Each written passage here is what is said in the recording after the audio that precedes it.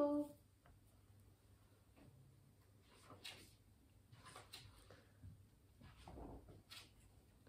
Let me read you the tale of Peter Rabbit.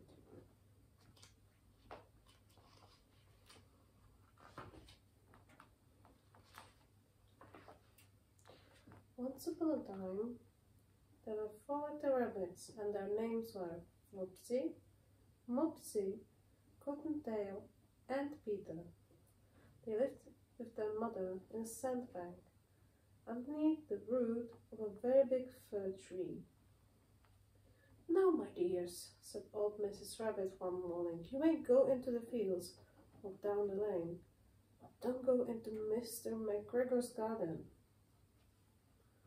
Your father had an accident there. He was put in a pie by Mrs. McGregor. Hear that, Bilbo?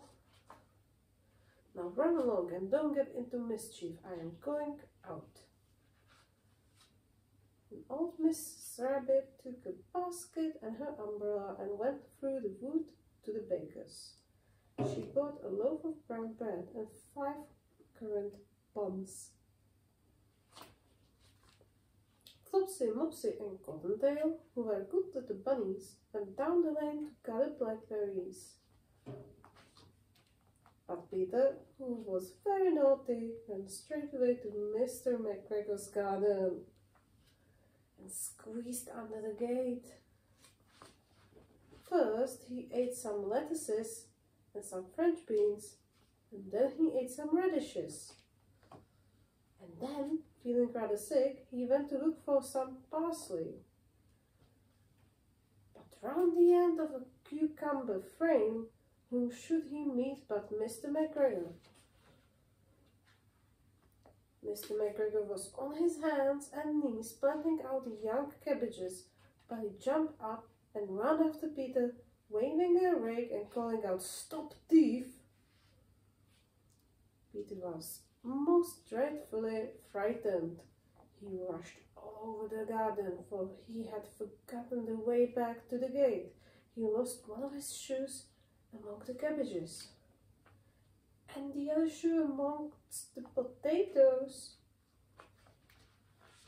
After losing them, he ran on 4 legs and went faster, so that I think might have got away altogether.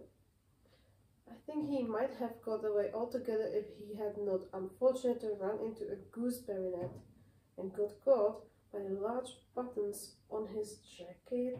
It was a blue jacket with brass buttons, quite new. Peter gave himself up for lost and shed big tears, but his sobs were overheard by some friendly sparrows, who flew to him in great excitement and implored him to exert himself.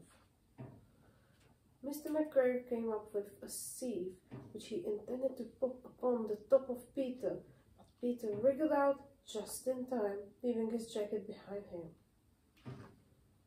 and rushed into the tool shed and jumped into a can.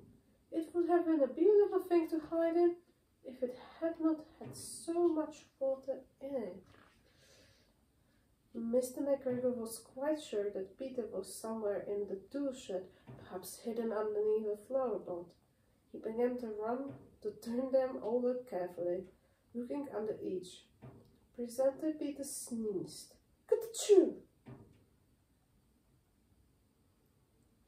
Mr. McGregor was after him in no time. He tried to put his foot upon Peter, who jumped out of a window, upsetting 3 plants. The window was too small for Mr. McGregor, and he was tired of running after Peter. He went back to his work. Peter sat down to rest. He was out of breath and trembling with fright, and he had not the least idea which way to go. Also, he was very deaf with sitting in that can. After a time, he began to wander about, going lippity-lippity, not very fast, and looking all around.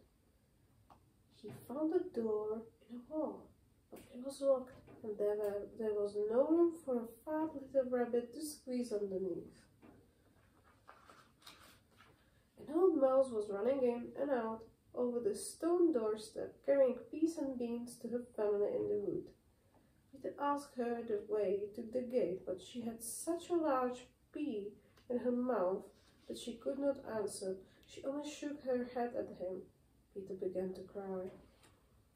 Then he tried to find his way straight across the garden, but he became more and more puzzled. Presently, he came to a pond where Mr. McGregor filled his water cans. A white cat was staring at some goldfish. She sat very, very still, but now and then the tip of her tail twitched as if it were alive. Peter thought it best to go away without speaking to her. He had heard about cats from his cousin, little Benjamin Bunny. He went back towards the tool shed, but suddenly, quite close to him, he heard the noise of a hoe. Scratch, scratch, scratch, scratch. Peter scuttled underneath the bushes, but presently, as nothing happened, he came out and climbed upon a wheelbarrow and peeped over. The first thing he saw was Mr. McGregor hoeing onions. His back was turned towards Peter, and beyond him was the gate. Peter got down very quietly off the wheelbarrow and started running as fast as he could along a straight wall behind some blackcurrant bushes. Mr. McGregor caught sight of him at the corner, but Peter did not care. He slipped underneath the gate and was safe at last in the wood outside the garden. Mr. McGregor hung up the little jacket and the shoes for a scarecrow to frighten the blackbirds. Peter never stopped running or looked behind till he got home to the big fir tree. He was so tired that he flopped down upon the nice soft sand on the floor of the rabbit hole and shut his eyes. His mother was busy cooking. She wondered what he had done with his clothes. It was the second little jacket and pair of shoes that Peter had lost in a fortnight. I am sorry to say that Peter was not very well during the evening. His mother put him to bed and made some chamomile tea, and she gave a dose of it to Peter, 1 tablespoonful to be taken at bedtime. But Flopsy, Mopsy and Cottontail had bread and milk and blackberries for supper. And that's the end.